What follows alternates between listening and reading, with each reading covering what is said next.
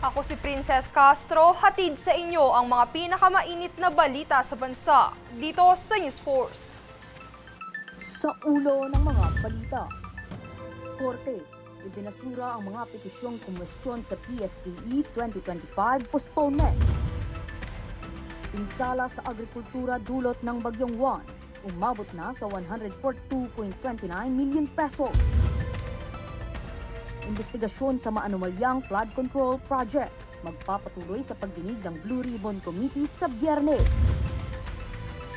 New Senate website, hatid ang user-friendly at convenient features para sa public access. PCG, nagabot ng ayuda sa mga apektadong residente ng kalamidad sa Catanduanes. PIDEA, nasabat ang 13.6 million pesos na shabu sa Zamboanga City. Patas sa pantay na balita, komprehensibong ulat para sa pulso ng masa. Ito ang News Force.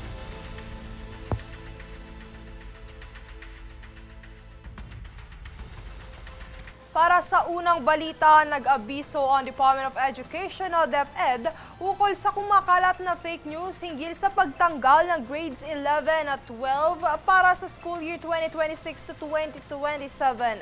Paglilinaw ng ahensya, walang katotohanan ng mga impormasyong kumakalat sa social media. Paalala ng DepEd, mag-ingat at maging alerto sa mga nababasang impormasyon online. Iwasan din ang pag-follow sa mga page na nagpapakalat ng misinformation at i-report ang mga ito. Para sa opisyal na anunsyo at impormasyon ukol sa kagawaran, bisitahin lamang ang official DepEd Philippines social media accounts.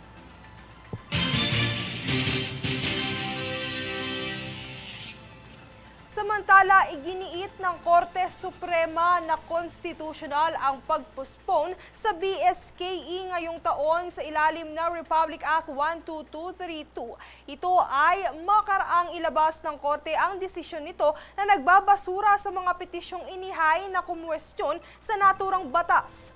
Tunghayan ng ulat. Pinalna at executory ang desisyon ng Korte Suprema na konstitusyonal ang Republic Act 12232 na nagbibigay ng 4 na taong pamumuno at 3 termino para sa mga barangay official. Kasabay ito ng pagbasura ng Korte sa petisyong inihain ni Atty. Romulo Macalintal na layong ideklara na unconstitutional ang naturang batas. Bukod kay Macalintal, 2 pang petisyon ang inihain sa Korte sa pamamagitan ni John Barry Tayam at isang grupo ng mga batang botante na pinamumunuan naman ni Mr. Yushi Fuji. Habang isang petisyon naman na sumasalungat dito ang inihain ng Liga ng mga Barangay sa Pilipinas na humiling sa SC na ideklara ito bilang konstitusyonal. Giit na paliwanag ng Supreme Court na may karapatan ang Kongreso na mag-set o magtalaga ng termino para sa barangay officials at wala rin umano itong limitasyon sa naturang kapangyarihan.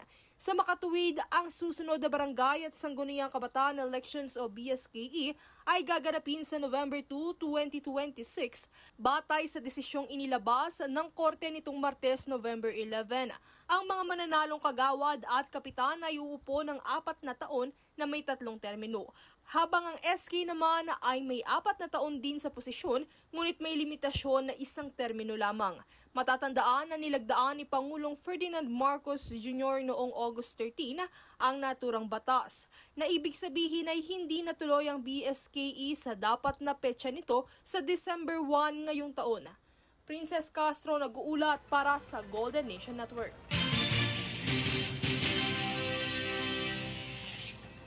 Pinatututukan naman ni Health Secretary Teodoro Herbosa ang kapakanan ng healthcare workers na patuloy pa rin na nagbibigay serbisyo sa kabila ng personal na sinapit sa mga nagdaang bagyo sa bansa. Alinsunod na rin ito sa mandato ni Pangulong Ferdinand Marcos Jr. na pangalagaan ang mga emergency at medical responder na unang sumasaklolo sa mga apektado ng kalamidad. Habang patuloy pa rin ang DOH sa pagbibigay ng medikal na serbisyo at nagpadala na rin ng karagdagang mga tauhan mula sa rehiyon na hindi apektado ng bagyo upang suportahan ang mga rehiyon na nasalanta.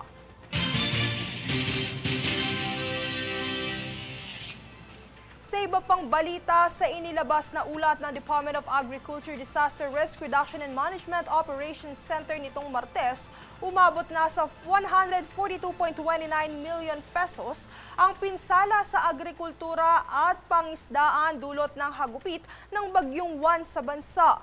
Batay sa naging assessment ng DA Regional Office Field sa Mimaropa at Bicol Region, bukod sa nasabing halaga, apektado rin ang higit 4,000 magsasaka at higit 8,000 toneladang dami ng nasirang produksyon sa halos 2,500 na ektarya ng agricultural areas.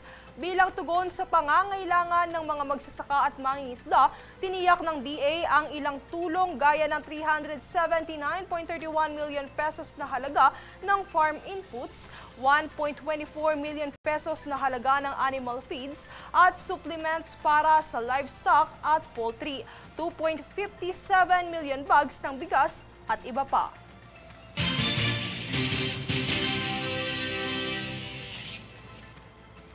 Sa kabilang banda, pampito ang Pilipinas sa latest Climate Risk Index o bansang pinakaapektado ng bagyo, baha at heat waves noong 2024. Ito ay ayon sa German-based Development and Environmental Organization na Germanwatch.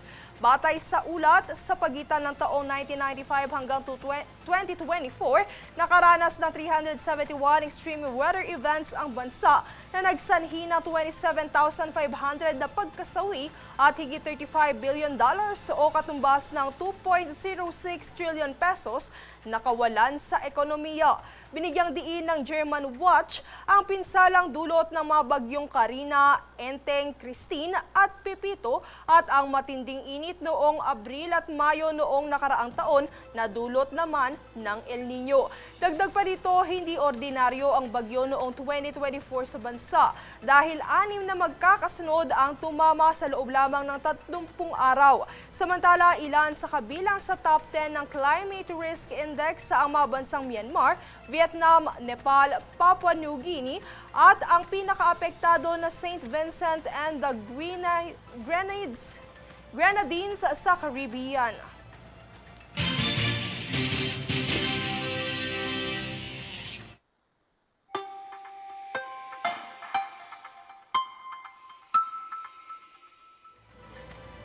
Para sa ulat panahon, nakakaapekto pa rin sa North Luzon ang bahagi ng diametro ng Severe Tropical Storm 1 habang binabaybayang southwestern ng Taiwan ayon sa Pag-asa. Samantala makakaranas ng pag-ulan at pagbugso ng hangin sa Ilocos Norte, Batanes at Babuyan Islands, bunsod ng Bagyong Juan. Habang makakaranas ng maulap na panahon, kalat-kalat na pag-ulan at pagkidlat sa Car at natitirang bahagi ng Ilocos Region, bunsod ng trough ng STS-1.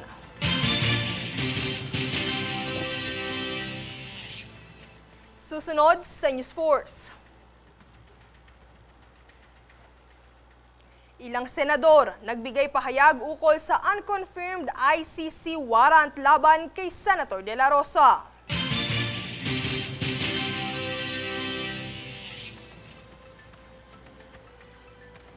DSWD muling nanawagan ng mga voluntaryo para sa repacking ng FFPs.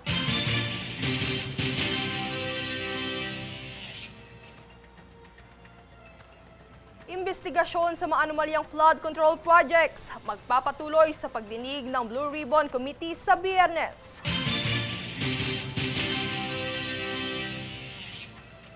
Manatiling nakatutok para sa higit pang mga balita sa pagbabalik ng News Force.